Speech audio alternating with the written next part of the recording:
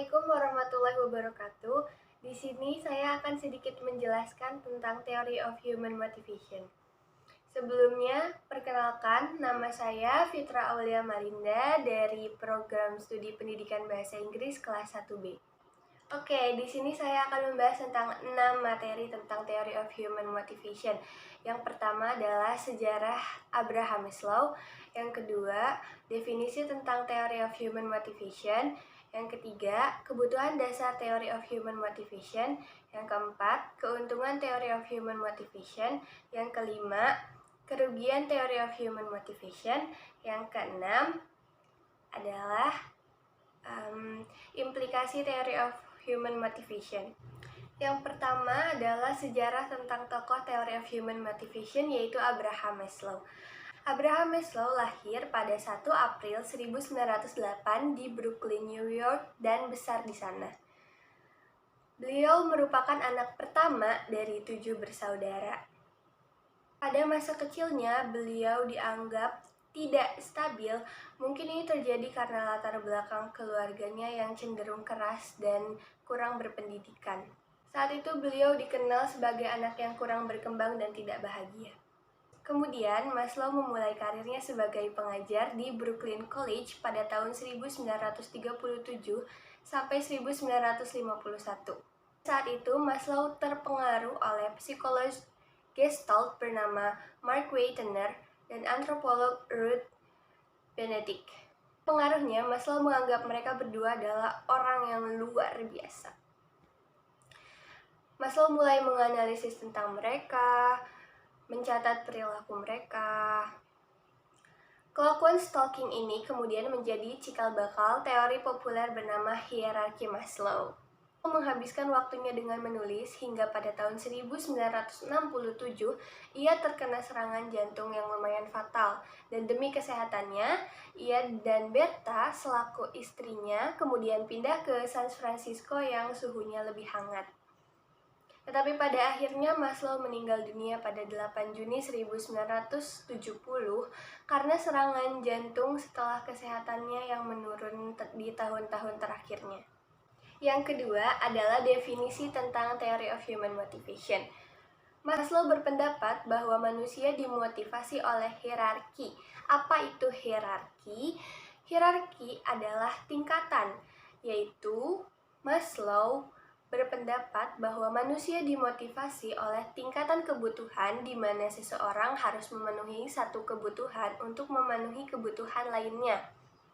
Jika manusia termotivasi dalam mencapai kebutuhan tertentu, maka dengan demikian, ketika salah satunya terpenuhi, orang tersebut akan berusaha untuk memenuhi kebutuhan berikutnya. Yang ketiga adalah kebutuhan dasar. Kebutuhan dasar ada 5.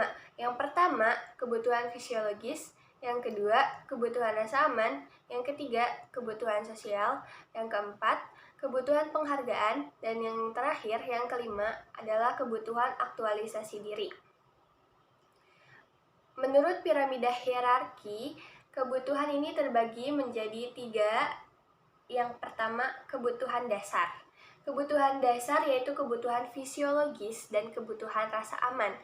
Kebutuhan fisiologis merupakan kebutuhan manusia yang paling mendasar dan mendesak karena kebutuhan ini berkaitan dengan kelangsungan hidup manusia. Contohnya, yaitu kebutuhan pokok manusia seperti makanan, minuman, pakaian, dan lain-lain. Kebutuhan rasa aman. Kebutuhan ini biasanya muncul apabila kebutuhan pertama kebutuhan rasa aman. Kebutuhan ini biasanya muncul setelah kebutuhan pertama terpenuhi. Rasa aman di sini termasuk dari rasa aman dari ancaman fisik dan emosional. Yang kedua adalah kebutuhan psikologis, yaitu kebutuhan sosial dan kebutuhan penghargaan. Kebutuhan sosial yaitu kebutuhan yang mencakup kasih sayang, serta cinta dan kepemilikan. Setiap manusia perlu merasa dicintai dan bersosialisasi dalam masyarakat. Pemenuhan kebutuhan sosial perlu dilakukan sebelum pemenuhan kebutuhan tingkat selanjutnya. Lalu, yang kebutuhan penghargaan yaitu kebutuhan yang berkaitan dengan harga diri seseorang, berupa kebutuhan untuk mendapatkan rasa hormat dan penghargaan diri. Mendapatkan penghargaan dari diri sendiri dan juga penghargaan dari orang lain. Seseorang perlu mengetahui bahwa dirinya berharga dan dapat mengatasi berbagai tantangan yang ada dalam kehidupannya.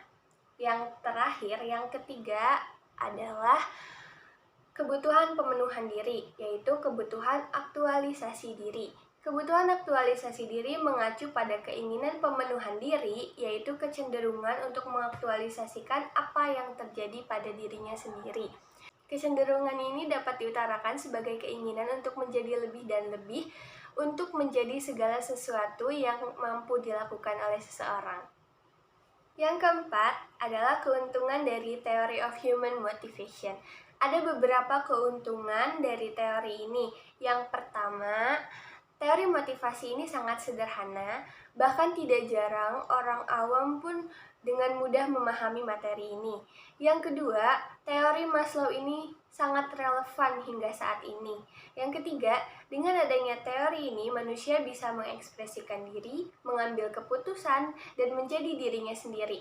Yang keempat, teori ini dapat digunakan jika kehilangan kepercayaan diri dan kekurangan pengembangan diri. Dan yang kelima, bersifat membentukkan kepribadian, hati nurani, perubahan sikap, analisis terhadap lingkungan sekitar.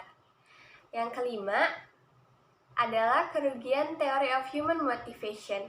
Beberapa kerugian Theory of Human Motivation. Yang pertama, Maslow gagal memperhitungkan perbedaan individual. Yang kedua, sangat sulit untuk mengatur kepuasan yang diperoleh oleh seseorang. Yang ketiga, dalam pelaksanaannya tidak memiliki teknik yang tegas.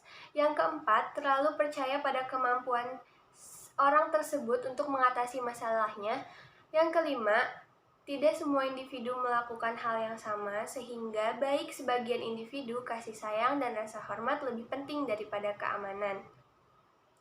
Yang keenam, yaitu tentang implikasi Theory of Human Motivation.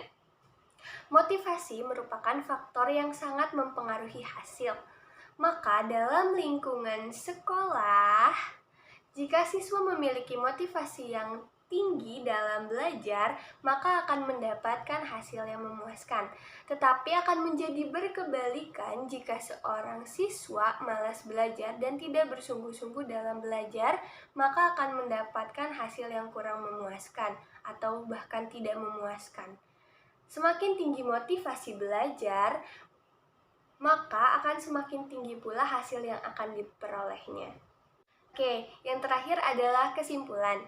Kesimpulan dari pembahasan kita tentang Theory of Human Motivation adalah tokoh dari teori ini adalah Abraham Maslow.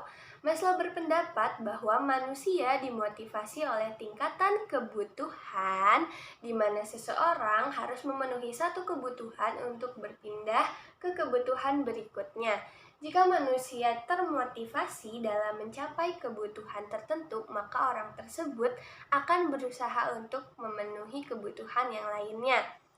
Ada 5 kebutuhan dasar manusia. Yang pertama, kebutuhan fisiologis. Yang kedua, kebutuhan rasa aman. Yang ketiga, kebutuhan sosial. Yang keempat, kebutuhan penghargaan. Yang kelima adalah kebutuhan aktualisasi diri. Pada intinya, semakin tinggi motivasi, maka akan semakin tinggi hasil yang akan diperolehnya. Nah, itu dia penjelasan tentang Theory of Human Motivation. Kurang lebihnya saya mohon maaf. Wassalamualaikum warahmatullahi wabarakatuh.